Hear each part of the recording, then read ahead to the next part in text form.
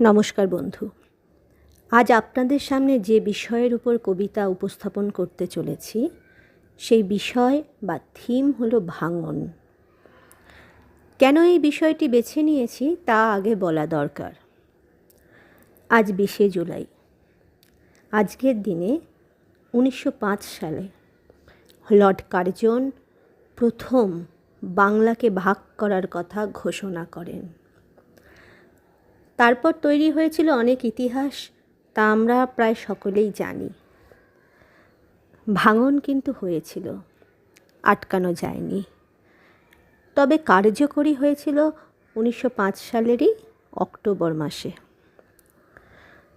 আমাদের এটা স্বীকার করতে কোনো দ্বিধা নেই যে ভাঙন মানুষের জীবনে খুব একটা সুখময় স্মৃতি বহন করে না। তাই আজকের দিনটি স্মরণ করে আপনাদের সামনে নিয়ে এসেছি কয়েকটি কবিতা। আশা করি আপনাদের ভালো লাগবে। পাশে থাকুন। আমার প্রথম কবিতা খুকু ও খোকা, কবি অন্নদাশঙ্কর রায়। কবিতাটি আপাত দৃষ্টিতে ছোটদের কবিতা বলে মনে হলেও এর পিছনে একটি বিস্তৃত কাহিনী আছে।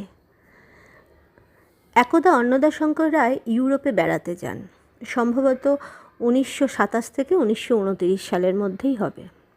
সেই সময় তিনি পথে প্রবাসে নামে একটি ভ্রমণ কাহিনীতে লিখেছিলেন, কোনো এককালে ছোট ছোট দেশগুলি মহারাষ্ট্র গঠন করে বৃহৎ রাষ্ট্র গড়া ছাড়া টিকে থাকতে পারবে না। কার্যত দেখা গেল ব্যাপারটা তার উল্টো। বড় বড় রাষ্ট্র ভেঙে ছোট ছোট রাষ্ট্র তৈরি হলো। তাই নিজের লেখার প্রতি উত্তরে তিনি দুঃখ করেই এই খুকু খোকা কবিতাটি সৃষ্টি করেছিলেন। তেলের শিশি ভাঙল বলে খুকুর পরে রাগ করো, তোমরা যেসব বুড়ো খোকা ভারত ভেঙে ভাগ করো। তার বেলা ভাঙছো প্রদেশ, ভাঙছো জেলা, জমি জমা ঘর বাড়ি, পাটের আড়ত, ধানের গোলা, কারখানা আর রেলগাড়ি। তার বেলা চায়ের বাগান, কয়লা খনি, কলেজ, থানা, আপিস ঘর, চেয়ার টেবিল, দেয়াল ঘড়ি, পিয়ন, পুলিশ, প্রফেসর।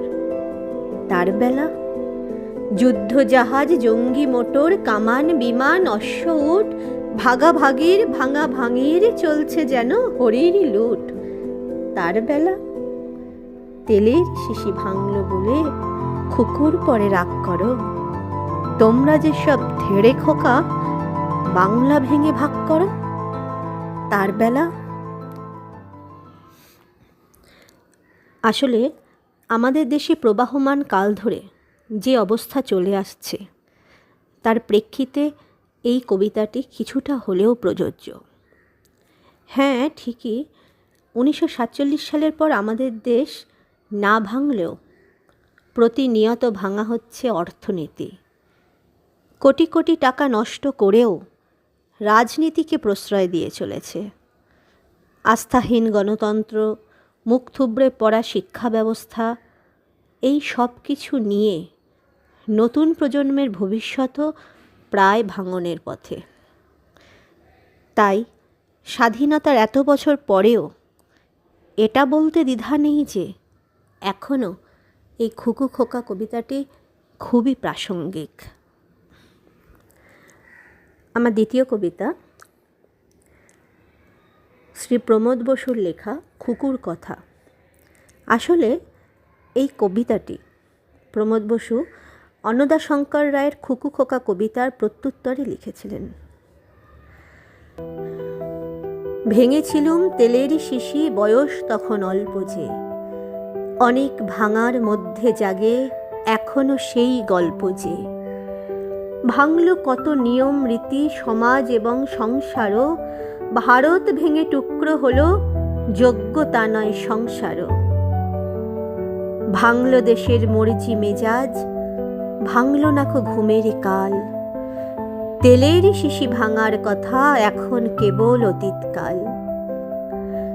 এখন খুকু ছোট্ট তো নয়, হচ্ছে সাদা মাথার চুল, সামনে এসে দাঁড়ায় যদি, চিনতে তাকে হয় যে ভুল। যত্নে ধরে তেলের শিশি, আর ভাঙে না কিচ্ছু সে। অসাবধানেই ভেঙেছিল, সত্যি কি আর বিচ্ছু সে? আপনি মশাই ঠিক লিখেছেন, এই যে বুড়ো খোকার দল, ভাঙা ভাঙির খেলায় এখন হচ্ছে কেবল হাত বদল। এখন তো আর কেউ বলে না, তার বেলা ভাই তার বেলা। তেলের শিশি ভাঙার কথা বলছে লোকে দুই বেলা। আপনি আছেন, খুকু আছে, আছে সারা দেশের লোক। খুকুর হয়ে আবার লিখুন, ভাঙা এবার বন্ধ হোক। আজকের এই ভাঙন বিষয়ের আমার সর্বশেষ নিবেদন কবি সুভাষ মুখোপাধ্যায়ের অন্যতম একটি বিখ্যাত কবিতা, শুধু ভাঙা নয়। আসলে কবির মতো এই কবিতাটি হয়তো আমারও মনের কথা। ভেঙো নাকো, শুধু ভাঙা নয়। চাষের জন্য যে জমিটা পেলে ভালো হয়, সেটা তো ঠিক বালি চিকচিক ডাঙা নয়। দেখো দেখো এই ছোট্ট সবুজ উঠোনেই হামাগুড়ি দেয়, ব্যথা পেলে কাঁদে, পড়ে গেলে ঠেলে ওঠে ফের। ছোট্ট ছোট্ট দুটো মুঠো দিয়ে বাঁধে স্বাদ আহ্লাদ আমাদের। হাত ছেড়ে দিলে দেয়ালটা ধরে, করে হাঁটি হাঁটি পা পা। ভুলেও যেন তাকে দিও নাকো মাটি চাপা। ভেঙো নাকো, শুধু ভাঙা নয়। এখনো আকাশ সূর্যের রঙে রাঙা নয়। শিয়রে দাঁড়িয়ে থাবা তুলে আছে গলি টনক এ রাত্রি। তবু যদি দুটি একটি করেও পাপড়ি খুলে যায়, কাছে থেকো। পাছে কোনো মদমত্ত হাতির পায়ে সেটুকুও হয় থেঁতো। ক্রমাগত চোখ রাঙিয়ে রাঙিয়ে যারা হয়ে গেছে অন্ধ, তাদের নাকের কাছে ধরে দিও ফুলের একটু গন্ধ। ভেঙো নাকো, শুধু ভাঙা নয়। মৃত্যুটা যত বড়ই হোক না, জীবনের চেয়ে এমন কিছু সে ঢ্যাঙা নয়।